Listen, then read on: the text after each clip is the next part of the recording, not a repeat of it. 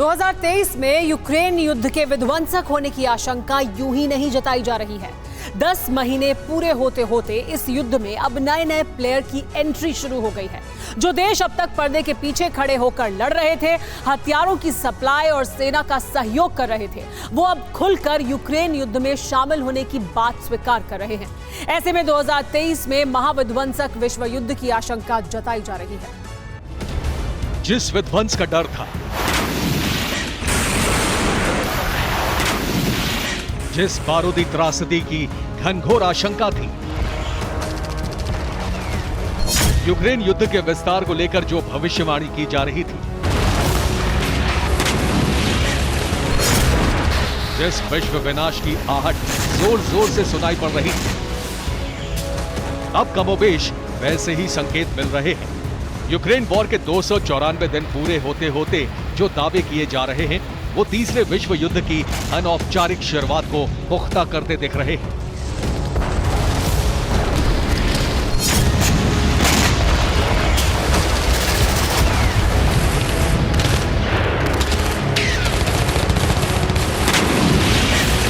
यूं तो महाशक्तियों की गोलबंदी यूक्रेन युद्ध की शुरुआत होते ही शुरू हो गई थी।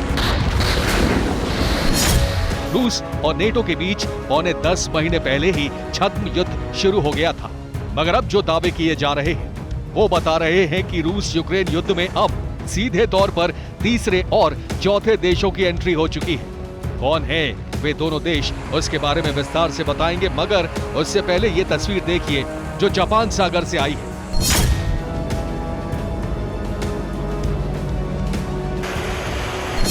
जो इस बात के साक्ष्य है कि सी ऑफ जापान में रूस लगातार आक्रामक होता जा रहा है। जापान सागर के ऊपर अंबर में दहाड़ते ये रूसी मार्का बॉम्बर है, वो भी एक नहीं दो। एवनगार्ड हाइपरसोनिक मिसाइलों की तैनाती के बीच जिस तरह मिसाइल कैरियर Tu-95MS दहाड़ रहे हैं, वो बहुत कुछ कह रहा है।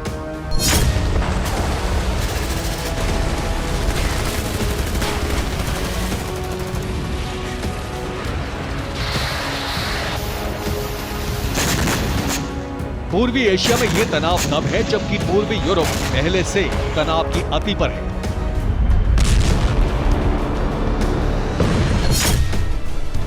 अब तो दावा किया जा रहा है कि यूक्रेन युद्ध में अब रूस की तरफ से बेलारूस की सेना शामिल हो रही है, जबकि यूक्रेन की तरफ से ब्रिटेन की नेवी जंगे मैदान में है।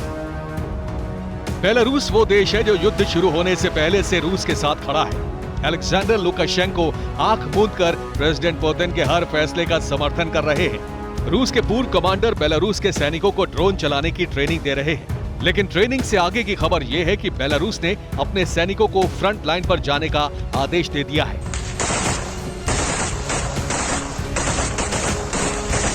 पोलैंड स्थित रक्षा थिंक टैंक का दावा है कि बेलारूस वास्तव में कुछ महीनों से रूसी पक्ष में युद्ध में शामिल होने की तैयारी कर रहा है।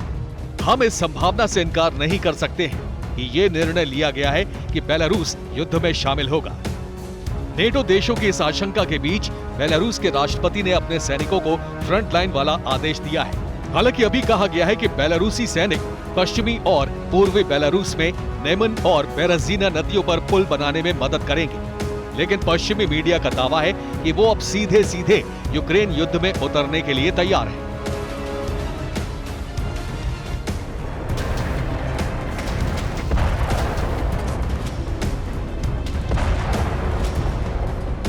जंगे मैदान में रूस के साथ बेलारूस के सैनिकों के उतरने की खबर के बीच पूर्व ब्रिटिश कमांडर ने सनसनीखेज दावा किया है। रॉयल मरीन के पूर्व कमांडेंट लेफ्टिनेंट जनरल रॉबर्ट मैगोवन ने दावा किया है, यूक्रेन में हाई रिस्क मिशन में रॉयल मरीन तैनात है। रूस के युद्ध के दौरान रॉयल मरीन ने यूक्रेन में गुप्त अभियानों में भाग लिया है। 45 कमांडो ग्रुप को शॉर्ट नोटिस पर तैनात किया गया था।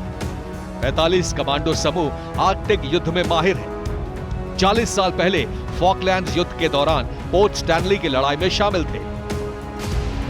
हालांकि दावा यह भी किया जा रहा है कि ये सभी मरीन कमांडो ब्रिटिश दूतावास की सुरक्षा के लिए गए थे, लेकिन पहली बार यह खुलासा हुआ है कि स्पेशल मिशन पर ब्रिटिश नेवी यूक्रेन गई थी।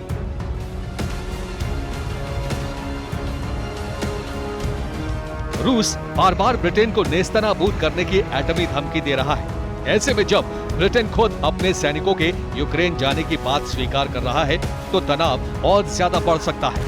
यही वजह है कि यूक्रेन युद्ध के अब विश्व युद्ध में तब्दील होते जाने की बात कही जा रही है। अगर ऐसा हुआ तो विश्व युद्ध के नए समीकरण में रूस, बेलारूस, चीन, उत्तर कोरिया, ईरान और सऊदी अरब जैसे देश एक साथ खड़े होंगे, तो दूसरी तरफ अमेरिका की अगुवाई में पूरा नेटो एक साथ खड़ा होगा। रूस चीन की वक्र दृष्टि से डरा जापान होगा। यूक्रेन पहले ही जंग के मैदान में है। बेलारूस और ब्रिटेन को लेकर जो संकेत मिल रहे हैं उससे विश्व युद्ध का खतरा बढ़ता जा रहा है।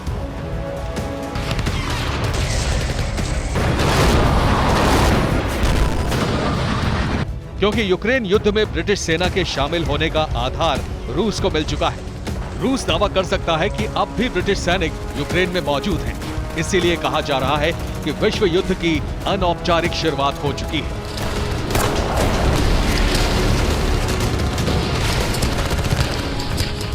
Bureau report, TV9 Bharatvarsh.